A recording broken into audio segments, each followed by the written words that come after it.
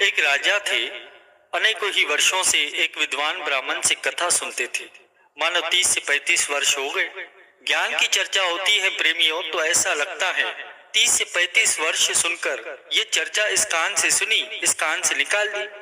आज तक मेरे अंदर भक्ति की चिंगारी नहीं फूटी। इसका क्या कारण है? आज राजा बड़ा रोष में था। कहने लगा, ब्राह्मण देवता, मैंने इतनी भारी तनख्वाह पर आपको रखा है, आपको चढ़ावा भी बहुत भारी आता है।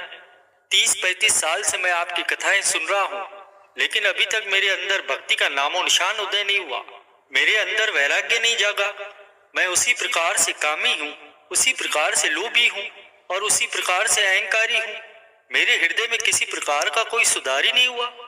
प्रेमियों, जो मन को सुधारे वह है सतगुरु। सतगुरु शरीर को नहीं पकड़ते, सतगुरु हमारे मन को पकड़ते हैं, सतगुरु हमारी बुद्धि को पकड़ते हैं। जो ऐसा करे उसे सतगुरु कहते हैं।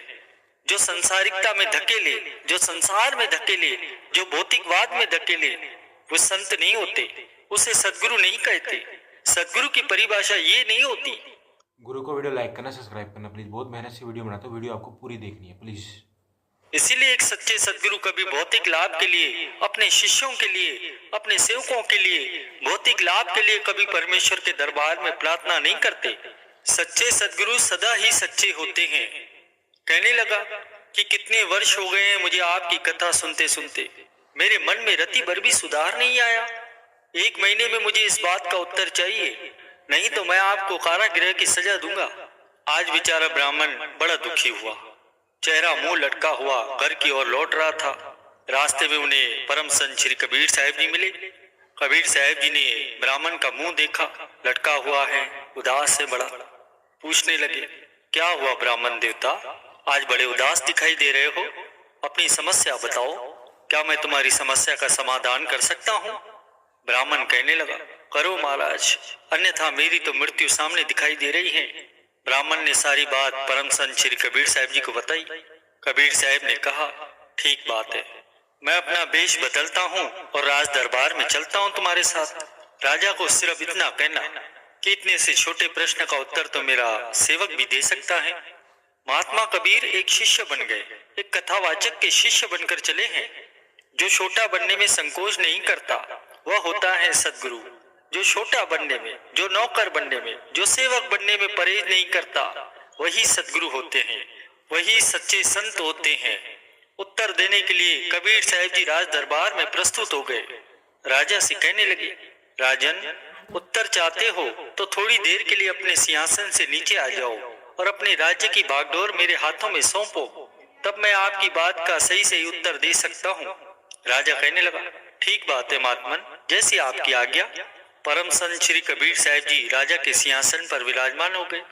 आज्ञा देते हुए सैनिकों से कहने लगे कि बड़ी बड़ी रस्सियां लाओ और इन दोनों को अलग अलग रस्सी से बांध दो।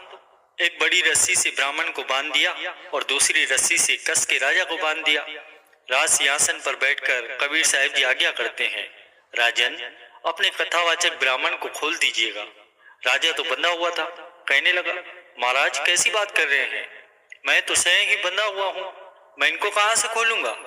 फिर कबीर साहब जी ब्राह्मण देवता से कहते हैं कि ब्राह्मण देवता, आप राजा को खोल दीजिए। ब्राह्मण देवता कहने लगे, क्षमा करें महाराज, मैं भी तो बंधा हुआ हूँ, मैं राजा को कैसे खोल सकता हूँ? परम संत श्री कबीर साहब जी कहने लगे कि राजन, मिल गया आपकी बात का उत्तर या नहीं? जो स्वयं बंधा हुआ है, जो स्वयं संसारिक सुखों में, संसार रूपी दलदल में जो स्वयं ही दसा हुआ है, वह किसी दूसरे को इस दलदल से क्या निकालेगा? जिसके अंदर स्वयं भक्ति नहीं है, जिसके अंदर स्वयं वैराग्य नहीं है, जिसके अंदर स्वयं ज्ञान नहीं है, वह अपने सेवकों को, अपने शिष्यों को, उनका उद्धार क्या कर सकेगा? ये उनको ये भक्ति कहाँ से दे सकेगा? कहाँ से उनको वैराग्य दे सकेगा? कहाँ से उनको ज्ञान दे सकेगा? राजन, जो स्वयं बंधे हुए हुआ करते हैं वो दूसरों को बंधन मुक्त नहीं कर सकते। जो हमें बंधनों से मुक्त करे वो है सतगुरु। जो हमें भव से पार ले जाए वो है सतगुरु। जो अपना सब कुछ देकर कंगाल हो जाए वो है सतगुरु। जिसमें ऐसा समर्पण है वो सतगुरु है। हर किसी में ऐसा सामर्थ्य नहीं होता। स्वामी विवेकानंद जी का तो नाम आप सभी ने सुना ही है, और उनके दिव्य गुरु श्री रामकृष्ण परमहंस जी, उनका भी नाम आप सभी ने सुना ही है। स्वामी विवेकानंद जी ने बहुत कुछ अपने सदगुरु से प्राप्त किया। सदगुरु नाथ ने क्या नहीं दिया उन्हें, सब कुछ अपना दे दिया। फिर भी आज स्वामी विवेकानंद जी एक पादरी बाबा के आश्रम में गए, जाकर उन्हें प्रणाम किया। पादरी बाबा बड़े प्रसन्न हुए कि आज स्वामी विवेकानंद मेरे पास आया है। स्वामी विवेकानंद ने पादरी बाबा को देखा और मन में विचार आया कि यह तो मेरे सदगुरु से कहीं अच्छे हैं। यह मेरे सदगुरु रामकृष्ण परमहंस, उनसे ये पादरी बाबा अच्छा है। यह तो एक बार भी भोजन नहीं करते और रामकृष्ण परमहंस जी अक्सर 2 बार खाते हैं, कभी कभी 1 बार भी। ये पादरी बाबा तो केवल वायु पर अपना निर्वाह करते हैं, इसलिए ये मेरे सदगुरु से तो अच्छे हैं।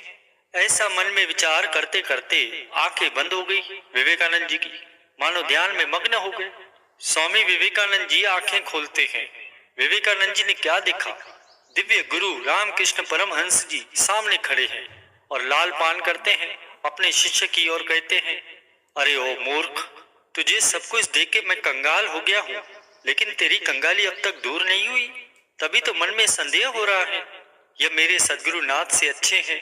अरे मैंने तुम्हें सब कुछ अपना देकर कंगाल हो गया हूँ, लेकिन तेरी कंगाली दूर नहीं हुई। तभी विवेकानंद जी को बड़ी शर्मिंदगी महसूस हुई। प्रेमियों, परमेश्वर ने सदगुरु का स्थान बहुत ही ऊंचा रखा है।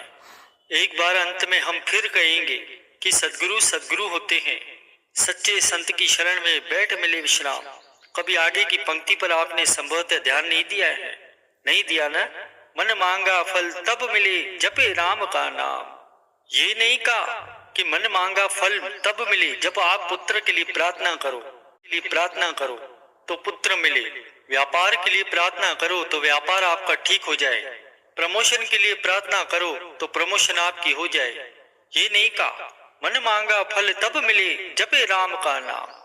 बिन मांगे जो सारी मनोकामना पूर्ण करने में समर्थ है, उसे ही सदगुरु कहते हैं। जब संत की महिमा गाई जाती है, कहते हैं जो मांग के दे, जो मांगने से दे, वह है परमात्मा, और जो बिन मांगे दे, वह है सतगुरु। संत महापुरुष फरमाते हैं कि जब आप बस या ट्रेन में बिना टिकट सफर कर रहे होते हो तो आपको कितना डर, कितनी घबराहट हो रही होती है कि कहीं कोई टिकट चेक करने वाला ना आ जाए। सारा का सारा सफर आपकी चिंता और बेचैनी में ही बीत जाता है।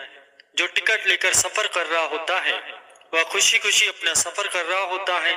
उसे कोई चिंता, कोई घबराहट, कोई परेशानी नहीं होती। उसका सारा सफर खुशी खुशी बीत जाता है। वो टिकट क्या है? वो टिकट है सदगुरु का नाम। ये जो हमें अनमोल जीवन मिला है, ये जीवन भी जो नाम वाली टिकट लेके व्यतीत करता है, वो खुशी खुशी व्यतीत कर लेता है।